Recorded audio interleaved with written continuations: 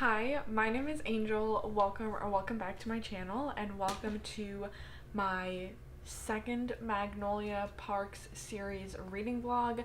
So this is obviously books 3 and 4, so Magnolia Parks The Long Way Home and Daisy Haites The Great Undoing. Full warning, like this is a total full spoilers vlog. If you do not want any spoilers for these books, this is probably not the video for you to watch. But I just wanted to come in and do like a little preface before we get into the video, because I was kind of going back and forth on whether or not I wanted to upload this, because I read these books and like I filmed all of the vlog portions a little while ago now, and since then there has been this whole AI controversy, everything that has been online with Jessa Hastings, which if you don't know what I'm talking about, you could look up like the full thing that she said, but she has a very poor take on AI, and supports generative AI and uses ChatGPT to do research when she's writing her books.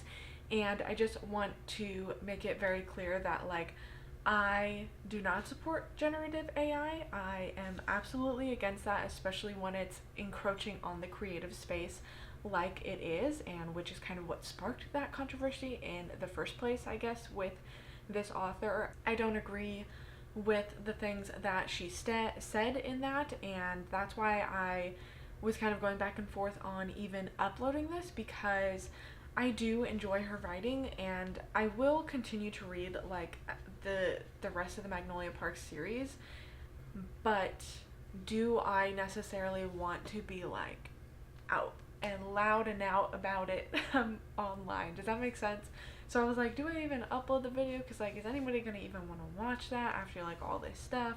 But I decided to edit it anyways, and I did enjoy watching it and just seeing like my thoughts on the books. So I decided I'm going to just put it up because I have it ready. I'm gonna upload it, but I just wanted to let you guys know like I do not agree with this author's takes on AI. I am against generative AI, and I just want to put that out there before we get into the video.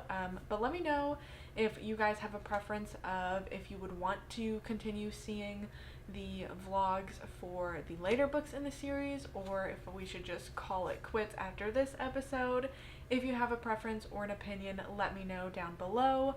But with all of that being said, we'll just go ahead and get into the video. Someone keeps banging something. I don't know what, I don't know why, I don't know where, who, but hopefully it's not too distracting if that happens in the background. Anyways, I'm on chapter 20 of Magnolia Parks The Long Way Home now. That is 133 pages in, and I just remembered that I'm vlogging this series. Do you hear that though? That's so annoying, and it's been happening like on and off for the past probably like 2 hours. Anyway, oh my gosh, I had to force myself to stop reading to do this update, because this book has like sunk its claws into me and it is not letting go. Like I am gripped. I'm in this story. Like nobody talk to me, because what is happening? This book takes place obviously after the events of the first 2 books, Magnolia Parks and Daisy Haites. So Magnolia has gone to New York after she finds out the whole thing with BJ, that he was cheating, or he cheated with her best friend. So she goes to New York, and I think she's in New York for like, how long? A year? I feel like I should know that, but she's in New York for a while, and then she finally, after a lot of convincing and a lot of things, she decides to go back to London just to visit. She keeps telling everybody, because when she gets back, everybody's like, oh, I'm so glad you're home. She's like, I'm not home. I'm just here temporarily, and then I'm going back to New York. So of course, then she encounters BJ and the whole group of friends, and you know, the drama and the messy dynamics are here again, and I'm once again tabbing the heck out of this, like highlighting so much stuff, and I'm in it. I'm loving this so much. So I was really nervous. I'm still nervous because I have so much left of the book, but I was really nervous before starting this because I feel like I've seen so many people review this, whether it's in videos or if they just leave a review online, they post it on Instagram, Goodreads, YouTube, whatever, and the word that I seem to see a lot with this book is the word devastating. People read this and they go, this is devastating. And that scares me. But now I'm at the point where I'm like, yeah, I understand why people say that. Like, what I've read so far is devastating. And I'm so scared for where this is gonna go. I feel like somebody's gonna die. Honey, you've got a big storm coming. Anyways, we get a bomb dropped on us about, I wrote it down, page 85. Let me tell y'all. So, from the beginning, they keep alluding to this date, December 3rd. Magnolia and BJ, she's like, I'm back in London and I'm not leaving till after December 3rd. And BJ's like, December 3rd, she's gonna be here for December 3rd. I'm like, okay, what is December 3rd? So now we're getting some backstory. Page 85, Magnolia is going to a specific tree somewhere. She says she's looking for BJ. I look around for him, hoping he's just a moment away. My eyes trace the tree, find our initials carved into it, all three of ours. And then my eyes fall down the trunk to the stone we lay to remember the tiny baby girl we lost that no one even knows we had. And there are magnolias laying there, and I know he was here. Excuse me? How are you just gonna drop that on me? Like, what do you mean? What do you mean? Anyways, then the next few chapters we go into the backstory of when that happened. Magnolia and BJ were 16. This is when they were dating, when they were younger. And she got pregnant accidentally, and they made plans to keep this baby. And they were going to move away from London. They hadn't told anybody about the pregnancy. Like, they were seeing this doctor in secret that was, like, sworn to secrecy and was never going to say anything. And they have all these plans to move away, and they go to the doctor's appointment, and she is 15 weeks pregnant, and they cannot find the heartbeat, and they cannot detect any movement. And so she has to get basically an abortion, the procedure to remove the fetus from her body, and it's devastating. So right now in the book, I am on that date, December 3rd. So I guess the whole thing, they come back to that day that they lost the baby, and they go to the tree, and that is how they honor her every single year. Even the year that they were broken up, they were there together. It's never been something that they don't do together over the past, 8 years, I guess, because she's now 24. So because of the situations, she was in New York and then she came back to London. She sees BJ for the first time, has a conversation with him, and pretty much freaks out and is like, I'm leaving. And they fly, I think, did they fly to Paris? They fly to Paris, I think, for a week or a couple weeks, but she knows that she has to be back in London before December 3rd because she's still keeping this promise to BJ no matter what. But she doesn't tell BJ this. He finds out that she just kind of left, and he's like, wow, fuck that bitch. What do you mean? She's just gone. She's not even going to be here for December 3rd. And so he goes to see the tree in the morning, and then Magnolia gets back. Her flight gets back that day, and she goes over there in the afternoon, and she is heartbroken because BJ wasn't there, and BJ is heartbroken because she wasn't there, and neither of them know that they each went. So now the current moment that I'm at is she is at a bar. Magnolia is at a bar with her sister, and she is getting shit-faced drunk, and then BJ shows up, and BJ has a new girlfriend in this book. I forgot to mention that. Her name is Jordan, and he just kind of describes their relationship as they started dating accidentally. He was kind of hanging out with her, and then one day she referred to herself as his girlfriend, and then he's just kind of not said anything about it because he figures it's easier to just go along with that and try to move on instead of just dwelling on Magnolia the whole time. So it's honestly a really shitty situation for this other girl. I definitely do feel for her, but at the same time I'm like, Magnolia and BJ though, come on. We've gotten some reflection as well. We've gotten the true reason why BJ cheated on Magnolia, which is really interesting because I remember reading the first book and thinking that maybe the cheating that happened was BJ got assaulted by somebody and that's why he didn't want to talk about it. Of course, we come to learn that that's not the case, but we learned that he cheated because he had been assaulted sexually in the past.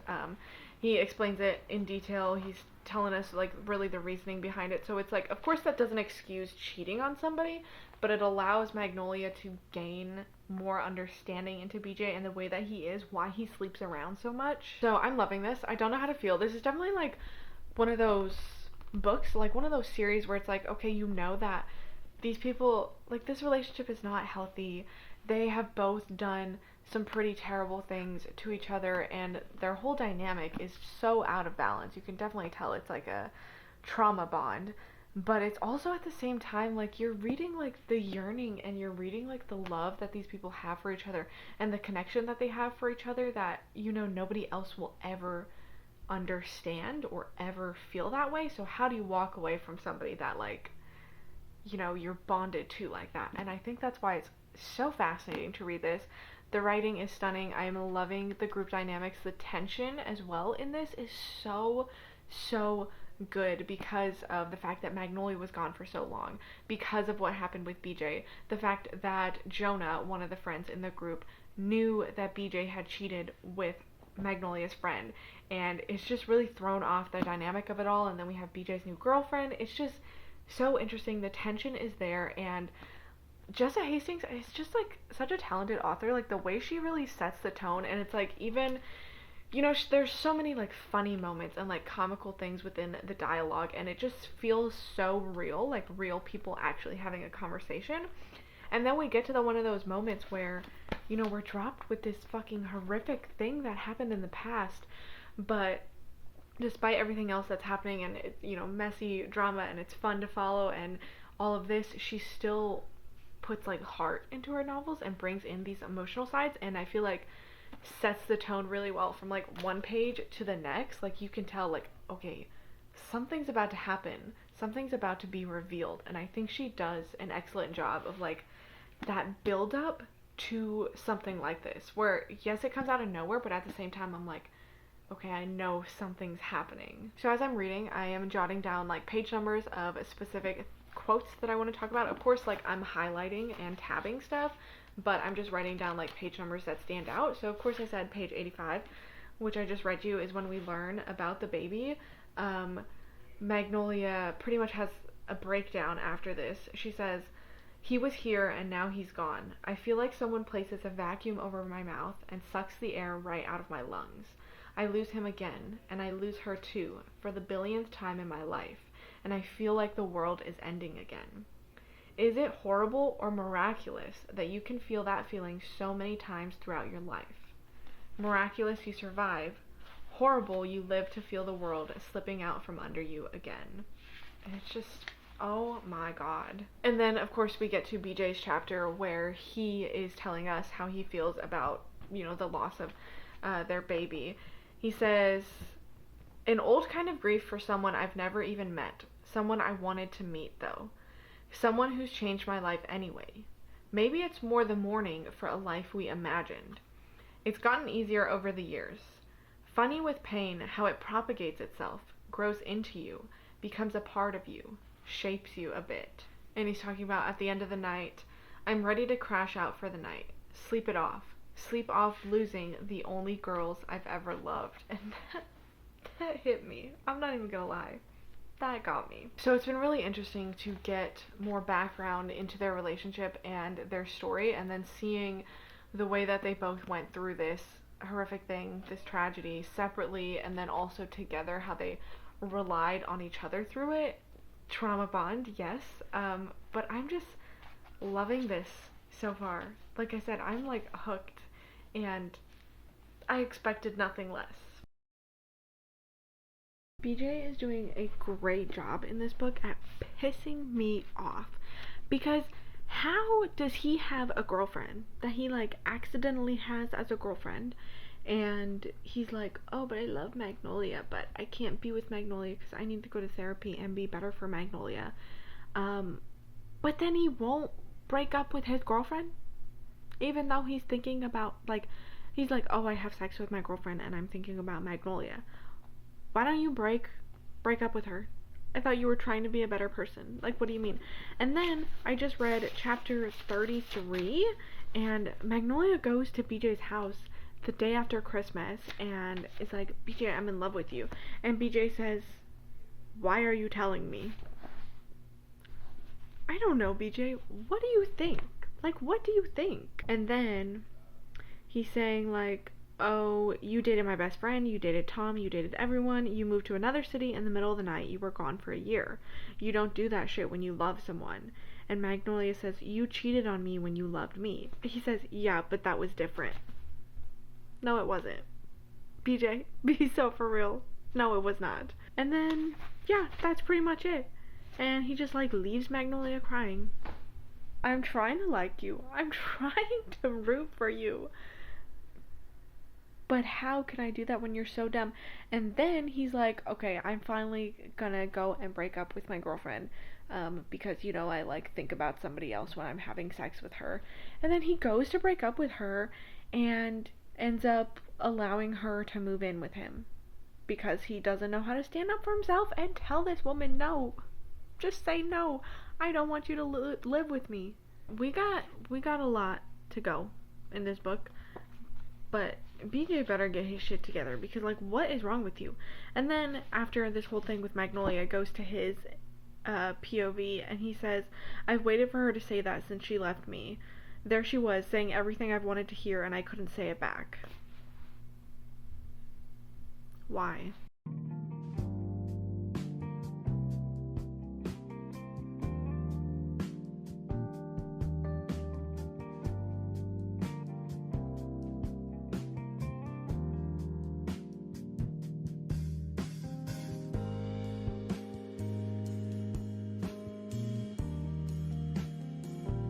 So I just did all this ranting about BJ, and then after Magnolia leaves, what does he do? He goes and has angry sex with his girlfriend, and what does he say? He does it, but he doesn't think of his girlfriend once.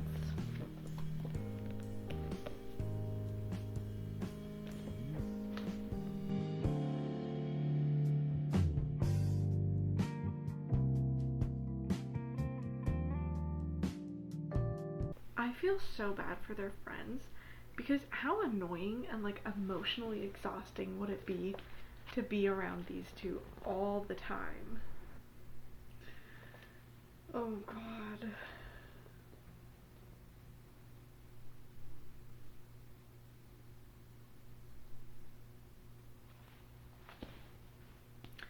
BJ's just... what is wrong with you? Another day, another moment where I am pissed off because of BJ. Let me tell you, there is one thing that I hate in romance books, and it's any sort of miscommunication trope or any sort of conflict that could be solved by two people sitting down and having a conversation, and that's exactly what's happening in this book right now, because BJ won't get his shit together and sit down with Magnolia and talk to her and tell her how he feels. Instead, he wants to lie to her and hide things from her, and that is pissing me off, because literally every single issue that they're having at the current moment could be solved if BJ just sat down and told her how he felt. And I'm sorry, but anytime that happens in a book, I absolutely hate it, because I am no longer rooting for you. If you cannot sit down and have an honest conversation with these people and work out what's going on, you lose me. And that's what's happening, and it's making me very angry. Not, like, actually angry, but, like, what the fuck is BJ doing? Because now they're staying the night in a hotel, and he, like, bribes Jonah to make it seem like there's only 2 hotel rooms, and so he has to stay with Magnolia, and it's all because he doesn't want to go home to his girlfriend. Break up with her, talk to Magnolia, tell Magnolia that you're sorry for being a fucking idiot, and that you still love her, and then the book ends right there. Okay, I just had to pause and do my mini rant and get that out, and I'm gonna get back to reading now. I don't remember what I was last telling you guys about. I know I was, like, pissed off at BJ, and I still am, but I'm 400 pages through now, which is chapter 57. It's feeling a little long. I'm still enjoying it. I feel like just these books in general, like, I will always enjoy, but it is feeling like it's a little bit longer than it needs to be. We are now in part 2 of the book, where Daddy Julian has come back to save the day. Love him. Basically, BJ and Magnolia, they're on a trip, and they end up sleeping together. They have sex multiple times. This is like right after I was ranting to you guys because BJ finally gets his shit together and is like, Magnolia, I love you. I'm in love with you. Let's be together, whatever. And they have sex, and then they're like, oh, great, like, we're together. We can go announce it, tell everybody that we're together. And then Magnolia has this kind of like revelation where she's like, wait a minute, I'm the other woman, and the fact that I got so hurt and so pissed off at BJ for cheating on me once upon a time, and now he has cheated on his current girlfriend with me, and she's like, I don't like that feeling and I don't want that to be the case. So then they call things off, and it could have still been repaired from there, except BJ goes home and then has sex with his girlfriend instead of ending things. And now, that was a while ago, and now chapter 57, 400 pages into the book, and BJ is still dating this girl, and now they're going to Italy together. And it's just like, it's so frustrating. So after Magnolia finds out that he slept with his girlfriend after all of this, and she thought they were going to be back together, she ends up going back to Julian, hitting Julian up because he's kind of always been like pining after her and has always told her, like, you know, hit me up if you ever want to have fun. And she's like, well, fuck BJ. Like, BJ doesn't like Julian because he thinks that he's dangerous, so I'm gonna piss him off and go be with Julian. And they have been sleeping together, and they're telling everybody they're not dating, they're not together, but it's very clear that like they both have a little bit more feelings for each other than they're letting other people know. And then they have a falling out, and BJ's like, because he refuses to break up with his girlfriend because he doesn't want to have to make the first move, which is so freaking stupid. But then this is the part that really gets me.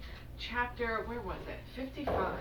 I underlined the first line of this chapter because I was like, I don't believe this man. He says, after the other night, I decided that I'm going to end it with Jordan properly. And what happens by the end of that chapter? He's having sex with Jordan in the back of his car, and Magnolia is having sex with Julian in the back of his car. And they can't just get their shit together and be together. Honestly, I don't have a lot to say about it at this point. Like, there's still things that I'm enjoying, things that I'm highlighting, things that I'm tabbing, a lot of quotes that I really like, but it's just really hard to like actually root for BJ and Magnolia. And I know so many people like love them and want them to be together, but it's really difficult to see that because like they're very clearly not healthy for each other, and there are so many mentions within the book where it's like they fight with each other just to do something with one another, and how their relationship has changed so much from the beginning, and now it's like BJ will intentionally piss Magnolia off just to get a reaction out of her, and vice versa. Like, Magnolia does the same exact shit because they don't want to address what the real thing is, the real issue, you know, of them just actually being together. I'm really, really happy that we have Julian back in this book. You guys, if you watched my Daisy Hates reading vlog, you know that I love Julian.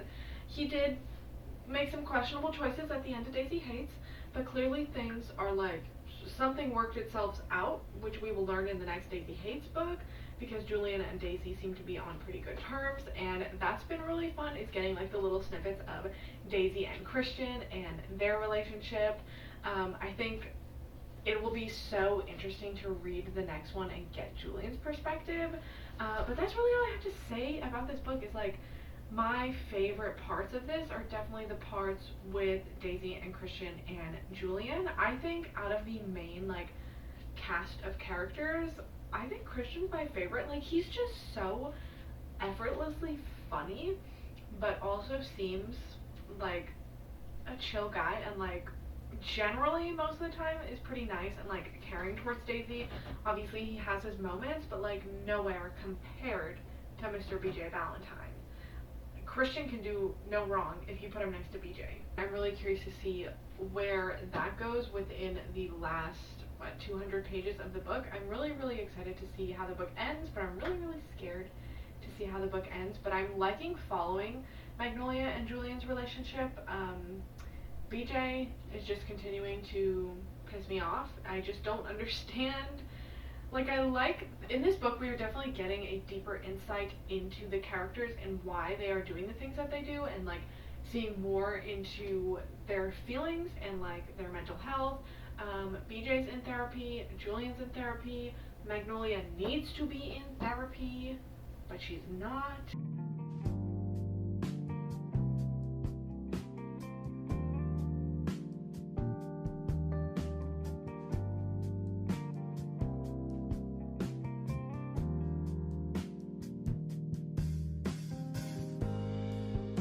Let's address the elephant in the room.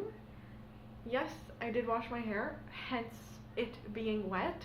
It's kind of funny because I feel like every time I watch like other people's videos and they always say something like that, like, oh, my hair is wet because I took a shower, or I look like this because I just got done working out. As a viewer, I'm like, girl, you're good. Like, I literally don't give a fuck if you sat down to film and your hair was wet.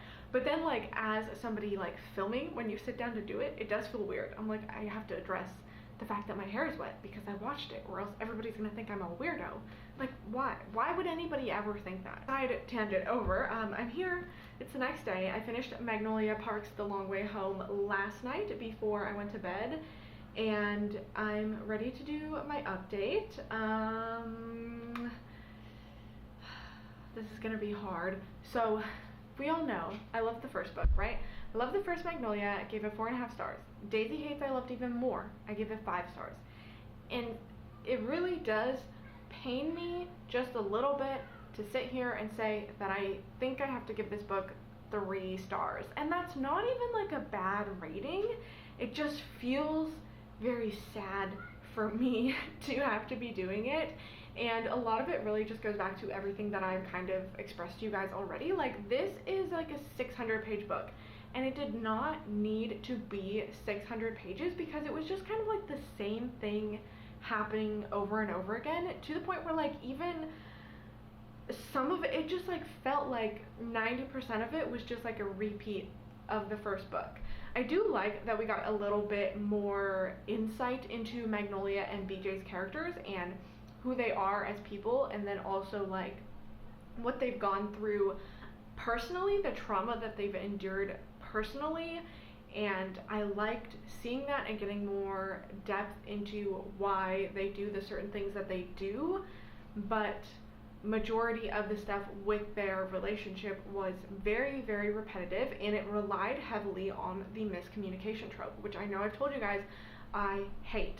I liked seeing the impact that their trauma had on them in their separate lives, and how that has led them to act the way they do and function the way they do in this relationship and this like back and forth with one another. But once again, it's one of those things that could have been solved if they just sat down and had a freaking conversation. And that's so frustrating, especially when you're reading it for 600 pages, because it's like Magnolia and BJ are hating each other, and then okay, they're kind of on good terms, and then like okay, they kiss, and then everything's fine and they're gonna be together again, and then they break up the next day, and then they hate each other again, and then it's just like back and forth. And then Magnolia walks in on BJ talking to somebody else about all the people he's had sex with, or BJ walks in on Magnolia doing something with Julian, and then they're back to hating each other, and then they make up, and then they're back to being in love again. And it's like so frustrating, especially because like so much of what they were saying and what they were like feeling was the same, where they were like, why can't we just be in love, and why am I always hurting her, but then I only ever feel things when I'm hurting her. And it was like that for 600 pages. It's just kind of like crazy to me when I think about the fact that like I feel like majority of people that are fans of the series that I see talk about the series, like they love Magnolia and BJ. Like they're Magnolia and BJ above everything else. And I am sitting over here like, are we reading the same books? Because like Daisy and Christian clearly have a much better relationship. They have a much more exciting relationship. Like they actually are deeper and more complex as characters. Magnolia and BJ, like they have their moments. And Christian and Daisy, I'm not saying anything, like Christian is flawed. He definitely like has done his bad shit before, But as I mentioned to you guys previously, like if you put him next to BJ, Christian is a fucking saint. And then you can compare Magnolia and Daisy. Like Daisy at times, she is a bitch. Like let's be honest about that. But she's that way for a reason. Magnolia is a bitch just to be a bitch. Like there's no reason for her to act the way that she does. She just does it because she can. So pretty much this and book 1 were kind of like the same thing, except we get the reveal of the baby between Magnolia and BJ, and then the end is the only really drastically different point, which if you're wondering what happens at the end of this book, BJ and Magnolia get engaged. BJ buys them a house and they are moving into the house, they're planning the wedding, and one day everybody's hanging out at the house and Bridget, Magnolia's sister, is there. And she tells everybody she's really tired, she's gonna go lay down, and she goes into the bedroom. Magnolia comes in shortly after and finds Bridget dead. And then the book ends. And I'm like, Jessa Hastings, why did you have to do that? I had a feeling before starting this book that like somebody was going to die by the end, just because the amount of people that talk about how shocking the end of this book is and refer to it as being devastating. So I knew something was gonna happen. I kind of thought that like BJ was gonna die, which wouldn't really make sense because there's still another Magnolia book, but like maybe BJ like dies, but then the next book starts and he's not actually dead. But that didn't happen. Somebody died, just not who I expected to die, and I just don't understand why. I was talking to Brooklyn because we're buddy reading this, and she was like pissed about the ending because she really likes Bridget. She was like, Bridget's the only one in this book that had any sense, and that is so true because she was always like, she's the one that pushed BJ to go to therapy. She always was calling out Magnolia and BJ on their shit and how toxic their relationship was, and I feel like Magnolia needs more of that in her life, instead of her friends that are like telling her it's a good idea to go and be with this guy as if the relationship, the dynamic that they have is normal and healthy when it's not. I feel like we needed more Bridget in this book, more people like her, but then of course there wouldn't be a series because it wouldn't be as exciting and messy and dramatic. It's just unfortunate that my favorite parts of this book were the parts where we got to see Julian, Christian, and Daisy. And even like while I was reading it and I was thinking about like how I felt about it, most of the thoughts that I had while reading it were, oh my god, I can't wait to read the next Daisy book and see Julian's perspective. Or even when they would mention like Christian is missing in a scene, I would be like, oh my god, I can't wait to pick up the next Daisy book to figure out what's actually happening in this moment. Where is Christian? Is he with Daisy? And I feel like the fact that those were my thoughts while reading a book about Magnolia and BJ, I think that says enough. However, with everything that I've just said, I'm still giving it 3 stars, and as you can see, like, there are still tabs throughout the whole book. There are highlights and underlines throughout the whole book, and that is simply because, like, despite my feelings and reading experience with this, Jessa Hastings' writing is just on another level, and I will continue to say that. I love the way that she writes. It feels very authentic. It feels like you're really in these characters' minds, and it's very metaphorical as well. They're constantly like comparing things to different things, but like it's done so beautifully. Like, just to give you an example, this part that I thought was so interesting, like the way that it's written, Magnolia, we're reading from Magnolia's perspective. He doesn't look away from me, and I can see in the sky of his eyes a little plane fly by with a banner trailing behind it that reads, I'm sorry, forgive me. I write in the sand of the desert between us that I am too, and I miss him already. Like, instead of just being like, oh, I could tell in his eyes that he was sorry, and I told him back that I was sorry, or whatever, like, the way she uses the metaphor of a plane flying with a banner, and then says that Magnolia writes in the sand of the desert between them. Like, it's just so, like, I've never read anything that is written the way that Jessa Hastings writes, and I love it, and that's why, like, I will always really enjoy these books, regardless of everything else.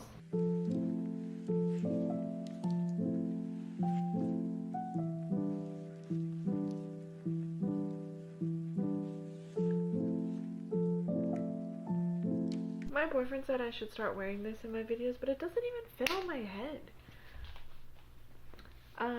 Howdy.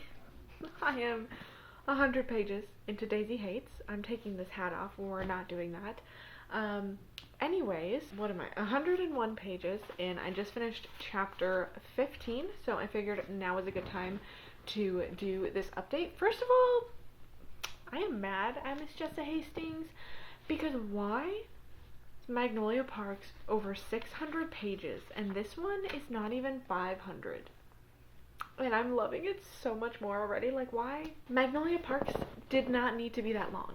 And I wish this was that long, because I'm loving it already, which we all knew that I would. So we start off at the end of the other Daisy Hates, the first Daisy Hates book. You know, she's always had this longing to have a normal life, and she decides to like cut everybody off and get her own place and go do her own thing. So now this is like a year later, and there have been some things happening in her life. She's still not safe, and she's still, even though she's not talking to Julian or anybody because of the way things ended off in the first book, like their relationship really went through some strain, he is still watching over her and having people watch over her and make sure that she is safe. But she begins getting these flower deliveries that she doesn't know who they're from, and she just assumes they were from her boyfriend, but they are not. And then one day they end up like in her locker at the hospital that she's doing like clinicals at. So there's a siren. Hopefully that's not annoying. So they know, like, okay, somebody's like stalking her, and then she ends up nearly getting shot as she's walking to her car one day, and thankfully Romeo is there and he saves her life again. And now at the part that I'm at, she is back living with Julian again, and I am so here for it. I'm so happy to be back with these characters and to be seeing Daisy and Christian together, because like the difference between Daisy and Christian and Magnolia and BJ is astounding.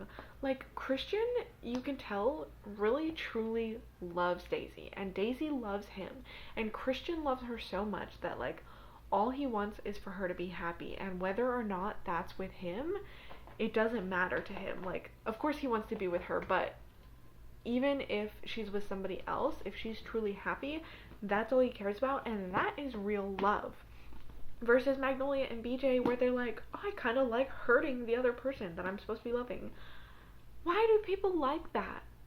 Why are people like going so hard for Magnolia and BJ? I don't understand. If you are one of those people, let me know. Because like, how do you think Magnolia and BJ are better than Daisy and Christian? I just don't understand that. And I'm so happy to have Julian's perspective once again, which will be really interesting, because we know obviously like there is a point where he gets together with Magnolia, and there has been one chapter so far from Julian's perspective where he's interacting with Magnolia, and it's really funny because like through Julian's perspective, he kind of makes Magnolia a little bit more tolerable. Like, I don't know. I don't really like Magnolia, I have realized after the last book, and reading from her perspective is a little bit draining at times, but Julian makes her look desirable. You know, like Hunger Games, when Haymitch is like, he made you look desirable. That's what Julian is doing for Magnolia. So that's been really interesting. Even though I don't like Magnolia, I think it's fun to get Julian's perspective and to truly see how he feels about Magnolia, especially later in the story when they really actually get together and things get a little bit deeper than everybody was led to believe. As always, you guys can see there are some tabs, there are some highlights in here so far, but I just love Daisy as a character as well, and everything that she's been through, and then this longing to just want to be normal. And it's so sad to read about everything that happened at the beginning of this book and has led her to come back to Julian, and talking about that, because she she doesn't feel like she fits in. You know, the last chapter that I just read, like, she is there, and of course, you know, within this house, there's like always people around because Julian has so many people working for him. And she used to be like a normal part of that. And now she's talking about being back in this place, and she doesn't know how to function around these people anymore because she has been so removed from it. And I feel like that is just really sad to read about, because like I want Daisy to be happy. I want her to have her normal life. I want her to go to school and be a doctor because that's really what she wants to do, and she just can't have that because of the career that mainly her brother's involved in. And then also seeing like Julian's perspective as well is really sad, because things ended poorly at the end of the last Daisy Hates book, but obviously like they still love each other very much. Like they're siblings, but their sibling dynamic is so much more than that because Julian really did raise Daisy, and that's why we call him Daddy Julian. But this one part from his perspective, where Daisy's dating Tiller, by the way, who is the cop. I don't know, I didn't really mention him when I was reading the first Daisy Hates and I was vlogging that, but he is like a big part of the story, and they are together. They've been together for like 6 months or something like that, or maybe more. No, I think it was 9 months that they've been together. Anyways, so they are back at the house, and Julian is watching Tiller give Daisy a kiss and like make sure that she's okay, and he says, "It's weird watching someone love her so much all of a sudden. This weird thought rattles through my brain that I should have been there to see it. You want to watch someone fall in love with your kid the way they deserve to be loved, and I missed it. I've dropped back in now that they're all fully formed, but I guess this is what happens when you turn away from everything you know and everyone you know. You have just one person to invest in, and he was hers." Sorry, I have a tab there, so I couldn't see what that word was. But I don't know. Like, you can see the love and care that they have for each other, even though, like, their relationship is definitely in a rocky spot because of the way that things left off and the things that Julian said to her at the end of the last book, which, Julian, you're gonna have to make that up to me, and he's on the track to making it up to me. I don't have a lot to say except that I'm so happy to be reading about these characters again and to be seeing their relationship, and I'm over here like giggling and kicking my feet like when Daisy and Christian are having any sort of interaction at all. I'm like, oh my god, I love this so much. But Daisy being in a relationship, and specifically being in a relationship with a police officer, of course, like, is a very fun dynamic and adds a lot of tension to the story because, like, they're criminals and he's a cop, and now that she is thrust back into this world, obviously, like, their relationship has built up over the past however many months, and they do love each other, but, like, how can their relationship sustain itself in this environment? And of course it can't, and I feel like that adds a lot to the story. There's a lot of complicated group dynamics, and I really like the way that they all come together and how intertwined everybody's lives are, because Daisy, like, she was involved with Romeo, right? She was involved with Christian. Now she's dating this new guy, but Romeo and Christian are still very much a big part of her life and will pretty much always be as long as she is with Julian and living the life that she is, and that obviously makes any sort of relationship she's ever going to have extremely complicated, and I just like the way that that's done.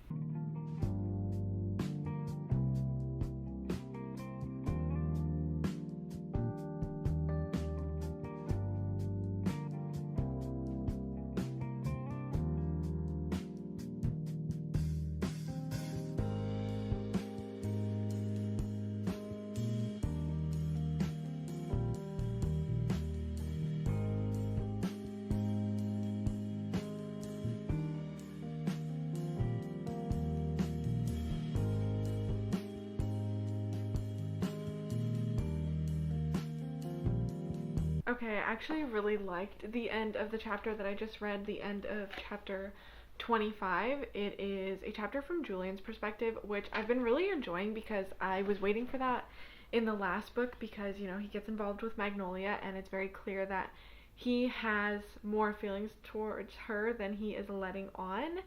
And I was just waiting to get his perspective to see how he really felt. So I've definitely been enjoying that because he is feeling things for her. They're talking and he brings up her appearance. Is like, oh, have you seen yourself? Like how good she looks. And Magnolia says, people say things like that to me quite often. Like being beautiful is a personality trait. Like it's all that I am. She says, I think it makes it easier for people to treat me not like a real person. To which Julian asks her, you think BJ doesn't treat you like a real person? And she says, I think that he thinks that me being beautiful will absorb the brunt of his repeated rejections, but all it's done is show me that beauty is worth nothing in the end.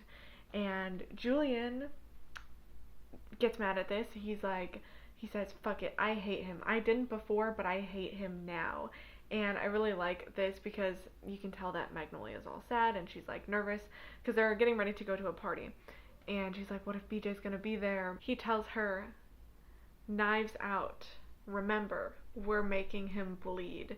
And I don't know why, I just like that. I don't know. I just really enjoy the way that this book, I feel like these books really show how everything in life is just like perception. Like we read the Magnolia books from Magnolia's perspective and we just kind of have to take what she has said as the truth, and then we get to these and it's like we get this different view of Magnolia and the way that different people perceive her, I think is so interesting. And I just think it's really funny that Julian is clearly feeling things for Magnolia and he's trying to deny it. This paragraph I really liked. He says, most girls I sleep with, they're just happy to be here.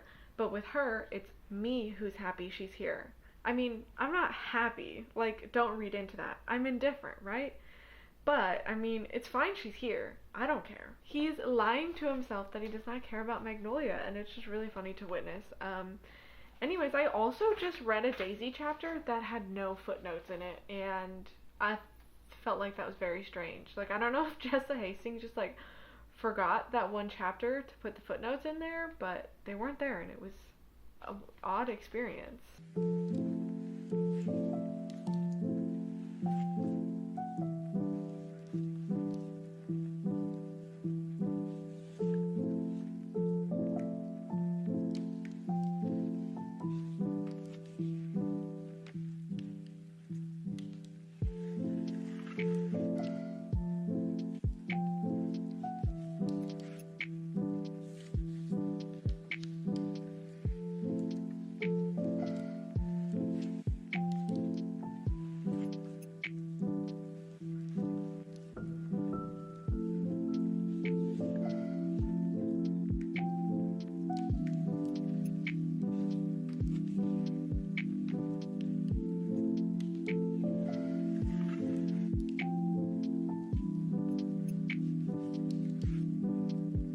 So, I have 10 pages left, and I'm recording because I know something's gonna happen, okay? I can feel it in the air. Something is about to happen, and I'm scared, and I don't know.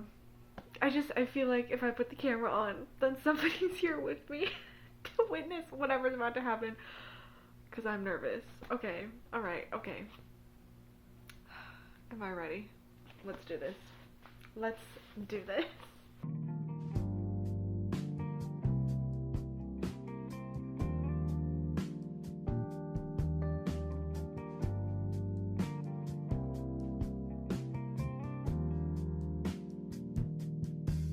Is Daisy about to get kidnapped? Because why do I feel like that's gonna happen? Stop!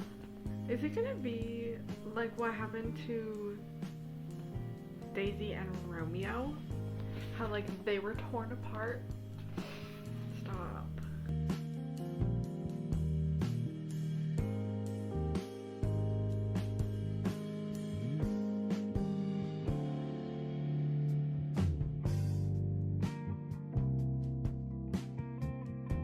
This makes me so sad. For once, I just want everybody to be happy. Okay? Can we just all be happy and everybody's in love and everything's perfect? This is breaking my heart. Why can't Christian go with them? You could have just taken him to, you know, if anything, that's more manpower.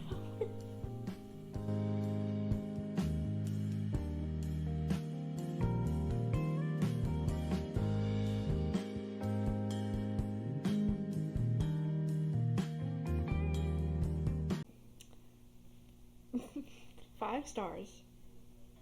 Obviously. But I need some time to process this. My heart. Alright. Beginning of the book, my heart was like this, right? And then it got repaired. Came back together. But I was a little bit scared. I was like, my heart is back together. But I'm scared. Because Jessa Hastings is going to do something to it. And then what does she do? She ripped it apart again.